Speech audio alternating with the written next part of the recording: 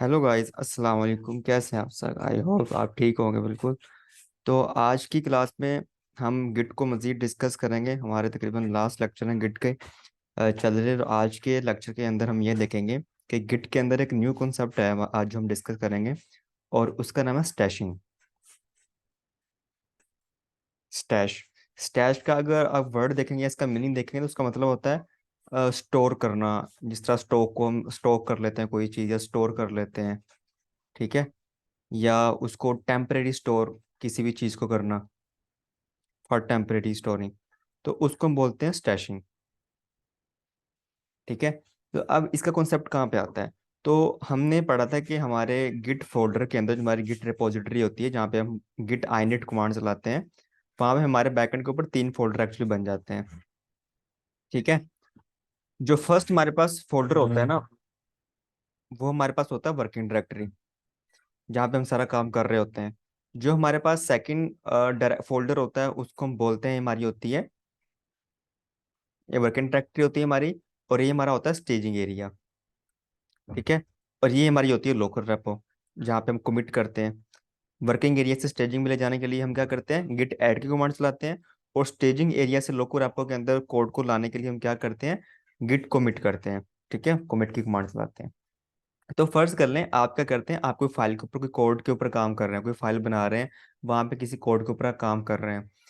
तो ऑब्वियसली जब हम काम कर रहे होते हैं, जब भी किसी चीज़ के ऊपर, तो वर्किंग डायरेक्टरी के अंदर कर रहे होते हैं। हमने पहले दिन से पढ़ा था ये चीज़, ठीक है। आप कुछ भी डिलीट करेंगे, एडिंग करेंगे, वहाँ पे एडिशन करेंगे, कुछ चीज़ क्रिएट करते हैं आप वहाँ पे, या वहाँ पे कोई चीज़ डिलीट करते हैं, कुछ भी एडिट करते हैं, मॉडिफाई करते हैं किसी भी फाइल को, आप वर्किंग डायरेक्टरी के अंदर वो काम कर रहे होते हैं। तो फर्ज कर लें आप वर्किंग डायरेक्टरी के अंदर कोई काम कर रहे हैं, ठीक है। आप किसी कोड, कोई कोड लिख रहे हैं, उसके ऊपर कोई काम कर रहे हैं। लेकिन उस वक्त जो है ना, आपको कोई और पर्सन आके कहता है, आपका कोई कुलीग आके कहता है कि भाई ऐसा करो कंपनी के अंदर कि हमें आप जिस कोड के ऊपर काम कर रहे हो ना, मुझे पहले मेरा काम कर दो। मेरा एक कोड है, वहाँ पे कोई इश्यू आ रहा है, मैं आपके साथ शेयर करता हूँ। आप एक्चुअली उसके आगे कोड लिखते हो या उसके ऊपर कोई काम करो, या कोई भी काम हो सकता है। कुछ कोई चीज़ आपने एडिंग करनी है, डिलीशन करना है, आपने उसको मॉडिफाई करना है, एडिट करना है, तो आपने किसी और फाइल के ऊपर आपको काम करना पड़ गया। तो फिर आपको क्या करना है? तो देखें, आप तो पहले एक फाइल वन के ऊपर काम कर रहे हैं, ठीक है। आप, कोई और बंदा आता है, वो कहता है कि भाई मेरे पास एक और फाइल है, पहले उसके ऊपर काम कर दो, मुझे ज़रा अर्जेंट है, फिर आप अपना काम कर लेना। तो हम क्या करेंगे उस सिनेरियो के अंदर? उस सिनेरियो के अंदर हमारे पास कि हम ये करेंगे, गिट ऐड करके गिट कमिट कर लेंगे, ठीक है। लेकिन ऐसा ये बेस्ट प्रैक्टिस नहीं है, क्योंकि अगर हम उसको ऐड कमिट कर लेंगे तो हो सकता है कि वहाँ पे हमें, हमारे पास वर्जन तो रहेगा उसका, ठीक है। लेकिन फिर हमें दोबारा से वो काम करना पड़ेगा, कि हमें जो ना, जहाँ से हमने छोड़ा हुआ है काम, वहीं से फिर हमें नहीं मिलेगा। हो सकता है कि कोड की कोई पहले से 10 12 20 लाइन लिखी थी, हमने भी कुछ दो तीन ऐड कर दी, सिर्फ 5 6 रह गई थी लाइन लास्ट वाली, और बीच में किसी और का काम आ गया, ठीक है। तो उसके लिए हम ऐड और कमिट नहीं कर सकते। उसके लिए फिर हम क्या करेंगे, उसको स्टैशिंग कर देंगे, स्टैश कर देंगे उसको, मतलब उसको टेम्परेरी स्टोर कर देंगे किसी दूसरी जगह के ऊपर। और वो कहीं बाहर होगी, गिट के अंदर ही कहीं होगी, वो यहाँ पे जाके कहीं पे स्टोर हो जाएगी। आपका कोड, जो आपकी फाइल होगी, वो यहाँ पे स्टोर हो जाएगी, ठीक है। आपकी वर्किंग डायरेक्टरी बिल्कुल क्लीन हो जाएगी। आप फिर दूसरे बंदे का काम पकड़ोगे, उसके ऊपर आप काम करोगे, सारा जो भी उसकी रिक्वायरमेंट होगी आप पूरा करके उसको फाइल दे के फिर अपनी फाइल के ऊपर काम करोगे, ठीक है। तो ये हमारे पास कॉन्सेप्ट होता है स्टैशिंग का। और इसको हम प्रैक्टिकली देखते हैं कि हम गिट के ऊपर, इसके ऊपर किस तरह हम काम कर सकते हैं। तो हम फोल्डर के ऊपर ही काम करते आ रहे हैं पहले दिन से। तो मैंने एक फोल्डर पहले से बनाया हुआ है। तो ये फोल्डर देख के आपको पता होना चाहिए कि मेरा कॉमन फोल्डर है, मेरी गिट रेपोजिटरी नहीं है। तो गिट रेपोजिटरी बनाने के लिए क्या करना होता है, आपको पता है कि हम गिट आइनिट कमांड चलाते हैं यहाँ पे, ठीक है। हम यहाँ पे क्या चलाते हैं भाइयों, गिट आइनिट कमांड चलाएंगे। तो इसको मैं जूम आउट कर देता हूँ। चलें जी, मैं यहाँ पे चलाता हूँ, गिट आइनिट चलाता हूँ, तो ये देखें डॉट गिट वाला फोल्डर बन गया मेरे पास। आप यहाँ पे देख भी सकते हैं, ऊपर डॉट गिट फोल्डर बन गया। आप एल करके भी देख सकते हैं, एल एस ने भी करके देख सकते हैं, ठीक है। यहाँ पे आप आपने क्या करना है, यहाँ पे एक फाइल बनाए, फाइल वन के नाम से। एक ही फाइल के ऊपर मैं काम करूंगा, आपको समझ आ जाएगी। तो मैं फाइल वन बनाता हूँ, क्रिएट करता हूँ। तो मैं कहाँ पे आ गया, स्टेटस चेक कर लें, वर्क एंड डायरेक्टरी के अंदर आ गया, ये देखें, ठीक है। तो यहाँ पे स्टैश करना है इसको हमने, ठीक है। आपको बंदा तो कहता है भाई अपना काम बाद में करना, पहले मेरा काम कर दो। तो आपको क्या करना पड़ेगा, स्टैश करना पड़ेगा। तो यहाँ पे गिट स्टैश की कमांड चलाएं, ठीक है। गिट स्टैश लाएं। तो ये देखो क्या कह रहा है, you do not initial commit yet. तो आपको हमेशा उसी फाइल के ऊपर काम करना है जो पहले से ट्रैक हो रही है। ये फाइल क्या है, हमारी अनट्रैक फाइल है। ठीक है। तो कभी भी जो स्टैश है ना, वो कभी आपकी अनट्रैक फाइल के लिए काम नहीं करेगी। तो उसके लिए कोई ऐसी फाइल जिसको आपने पहले से ही ऐड किया हो, कमिट किया हो, उसी को आप स्टैश कर सकते हैं। बाकी फाइल को आप स्टैश नहीं कर सकते जो अनट्रैक फाइल होती हैं। ठीक है। तो इसके लिए जरूरी है कि आप इसको पहले ऐड भी करें।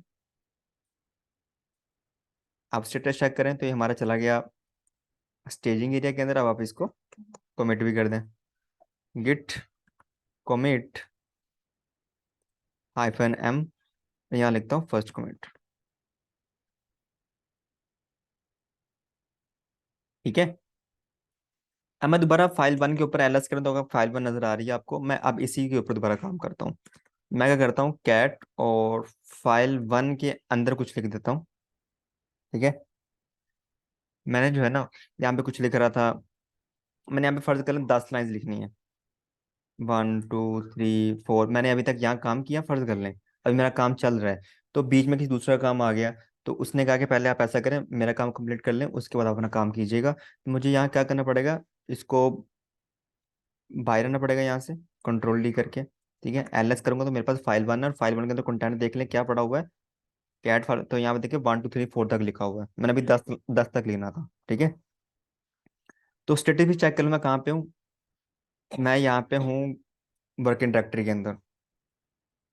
अब आपको क्या करना पड़ेगा, इसको स्टैश करना पड़ेगा। ठीक है। स्टैश करने का मतलब यह है कि आप इसको टेम्परेरी की अपनी वर्किंग डायरेक्टरी से निकाल देंगे। और ये वर्किंग डायरेक्टरी से निकल के आपकी फाइल किसी दूसरी जगह जाकर स्टोर हो जाएगी, स्टैशिंग एरिया के अंदर जाकर स्टोर हो जाएगी। ठीक है। टेम्परेरी स्टोर हो जाएगी आपकी। तो मैं क्या करता हूँ, यहाँ पे कमांड होती है गिट स्टैश। ठीक है। आपने यहाँ पे क्या चलाना है, सिर्फ गिट स्टैश लगाना है आपने। एंटर करें। तो वो क्या कह रहा है, saved working directory and index state WIPN master, कि आपका जो है ना, आपकी जो फाइल है वो स्टैश हो चुकी है। कैसे पता चलेगा, आप गिट स्टेटस दोबारा चेक करें। आपको आपकी वर्किंग डायरेक्टरी क्लीन नजर आएगी, वहाँ पे कुछ नहीं होगा। ये देखें। ठीक है। अब आप यहाँ पे क्या कर सकते हैं, यहाँ पे आप किसी दूसरे की फाइल को ऊपर काम कर सकते हैं। आप यहाँ पे, अब दूसरे की फाइल ने आपने शेयर कर दिया, फाइल 2 थी, आपने इसके ऊपर काम करना है। तो आप वहाँ पे काम कर सकते हैं इजीली। ठीक है। आप एंटर करें, यहाँ पे लिखते हैं this is my friend file.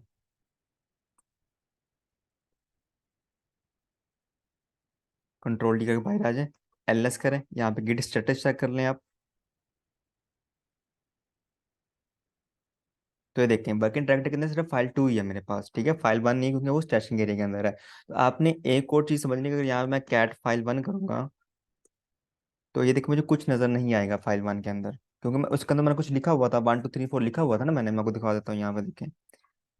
यहाँ पे देखिए मैंने उसको स्टैश करने से पहले क्या किया था, कैट कमांड चलाई थी, मुझे शो कर रहा था कि आपकी फाइल वन के अंदर ये कंटेंट पड़ा हुआ है।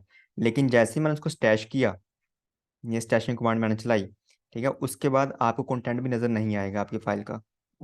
ठीक है। तो आपको आपकी फाइल का कंटेंट भी नजर नहीं आएगा। वो मैं आपको बताऊंगा किस तरह आएगा। फिर क्या करते हैं कि आप ये अनट्रैक फाइल है, इसको गिट ऐड कर दें। गिट ऐड कर दें इसको, और गिट कमिट कर दें। यहाँ पे लिखते हैं आप सेकंड कमिट। ठीक है। तो यहाँ पे अब हम क्या करते हैं, यहाँ पे दोबारा फाइल 2 के ऊपर ही एक काम करते हैं। मैं जरूरत तो नहीं थी, लेकिन मैं आपको सिर्फ दिखाना चाह रहा था एक चीज, कि मैं यहाँ पे क्या करता हूँ, कैट फाइल 2 के ऊपर कुछ काम कर लेते हैं दोबारा से। यहाँ लिख दो मैं, दिस इज न्यू डाटा।